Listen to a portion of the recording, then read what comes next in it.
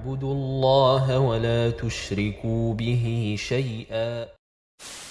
La question d'une sœur qui dit: vous disiez qu'en tant que musulmans, nous sommes plus heureux que les non-musulmans. J'ai ressenti ça à un moment de ma vie quand ma foi était vivante. Mais là, je fais des efforts pour la retrouver, mais j'ai du mal à être assidu comme avant. Je me sens malheureuse, j'ai moins la joie que j'avais avant. Je sais que le problème vient de moi. Que dois-je faire pour retrouver cette joie dans le cœur, Cheikh? Barakallahu fikum. Naam, ce qu'il faut savoir, c'est que il y a trois sortes. Disons, il y a trois sortes de créatures, ou de vivants. Regardez. Il y a les anges en lumière. Naam. Ensuite, il y a les shayatins. C'est le mal. Naam. Signe du mal. Subhanallah. Ensuite, il y a l'être humain qui est au milieu. Maintenant, plus tu fais les adorations avec sincérité, même si elles sont pas nombreuses, plus tu commences à monter vers le haut, c'est-à-dire vers le monde des anges. Quand je dis monter, tes pieds sont toujours sur terre, mais tu sens ton cœur monter. Tu t'allèges, tu te sens léger. Tu voudrais voler de joie. Tu te sens léger. Plus maintenant tu fais les péchés et délaisses les obligations et te détournes du sentier d'Allah Azza wa Jal, plus tu t'alourdis. Tu descends vers l'autre domaine des shayatines. Tu t'alourdis. Plus tu as du poids. Et plus tu descends vers la terre au lieu de monter vers le ciel. Et les anges, tu descends vers la terre. Et tu te sens lourd. Non seulement ton cœur est lourd, mais aussi ton corps. Non seulement ton corps sera lourd, mais surtout ton cœur. Tu sens un poids de chagrin dans ton cœur. Un poids de souci sur tes épaules. Subhanallah, d'où ça vient? Ça vient seulement que tu t'es détourné plus ou moins du sentier d'Allah Azza wa Jal. Et Allah Ta'ala a donné cette obscurité dans le cœur, d'après combien cette personne a délaissé de choses que Allah Ta'ala aimait. Maintenant, si quelqu'un veut se rattraper, et avant cela, regardez ce verset qui va venir. Regardez, donnez-moi juste quelques secondes pour chercher un verset. Regardez ce verset qui va venir, Inch'Allah Ta'ala. Une seconde, vous allez comprendre quelque chose, Inch'Allah Ta'ala.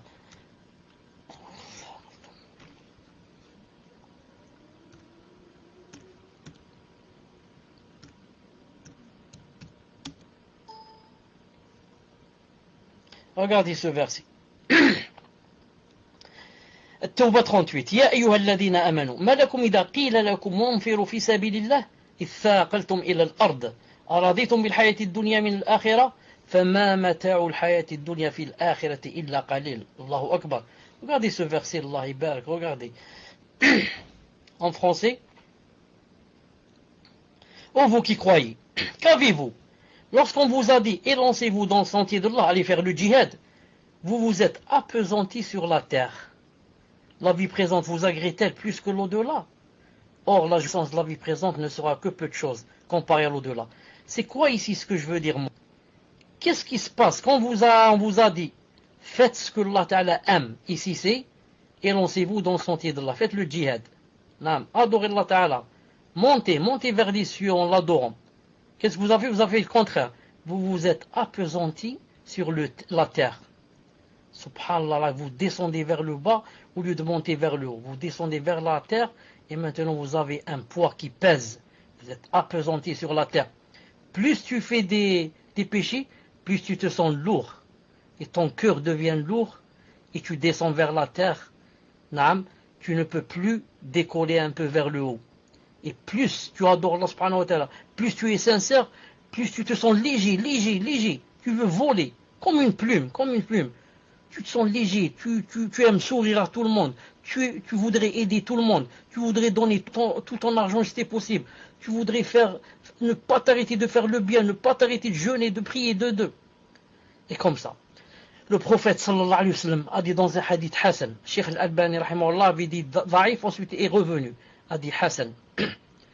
Il a dit que l'ange avait, disons un toucher, si je puis dire, comme ça, dans le sens, une influence sur l'être humain. Et il a dit, le shaitan a aussi ce toucher sur l'être humain. C'est comme si, juste pour approcher un peu l'image, c'est comme s'il frappait comme ça, un coup, sur ton cœur. Il y a l'ange, et il y a qui? Il y a le shaitan. Il a dit, quand tu sens, comme ça a dit alayhi salam, quand tu sens dans ton cœur, le khair et le bien, etc., les choses qui ont rapport avec Allah, le Jannah, etc., ça, c'est l'ange qui a fait son influence sur ton cœur. Et quand tu sens le contraire, takdib, tu voudrais ne pas croire en ces choses, tu voudrais faire le péché, tu voudrais que ça veut dire c'est le shaitan qui a fait son jeu dans ton cœur. Et l'être humain, nous sommes entre les deux. Chaque jour que tu vis, chaque jour nouveau, ça dépend qui va prendre le dessus en toi. Est-ce que c'est le shaitan? Est-ce que c'est l'ange?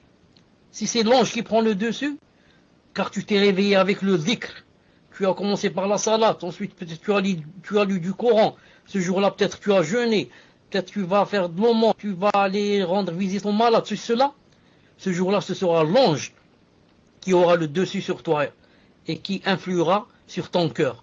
Tu passeras la journée, masha'Allah. Si jamais tu te lèves, à 10h du matin, tu n'as pas prié le subh, et tu as passé la nuit à la télé, et peut-être avec un film de choses horribles, a'udhu billah, tu vas te lever, c'est le shaitan qui a le dessus sur toi. Tu vas passer la journée, une journée horrible, noire, qui ne veut pas se terminer, a'udhu billah. Peut-être même que tu penses au suicide, tu dis j'en ai marre de cette vie, a'udhu billah. Donc, celui qui veut, le chemin est clair. Allah Ta'ala t'a donné deux chemins, t'a dit voilà le chemin qui mène à moi. Et je te laisse pas comme ça aveugle. Voilà ce que je te montre, ce que tu dois faire. Fais ceci, cela, je serai ravi de toi, je te ferai vivre, le paradis 2 fois, dans ce bas monde et dans l'au-delà. Maintenant tu veux te détourner, tu es libre. Mais je te ferai quoi? Je te ferai goûter l'enfer 2 fois. Dans ce bas monde, l'enfer sera dans ton cœur. Tu vivras, les moments les plus malheureux de ta vie. Ensuite, il y a l'enfer qui attend là-bas, a'udhu billah. Voilà, Inch'Allah Ta'ala, pour la réponse, que la personne se ressaisisse, mais qu'elle commence à faire, Inch'Allah Ta'ala, les adorations, et qu'elle s'éloigne, Inch'Allah Ta'ala, des péchés qu'elle est en train de faire maintenant. Puisse Allah subhanahu wa ta'ala l'aider, nous aider tous. Tfaddal.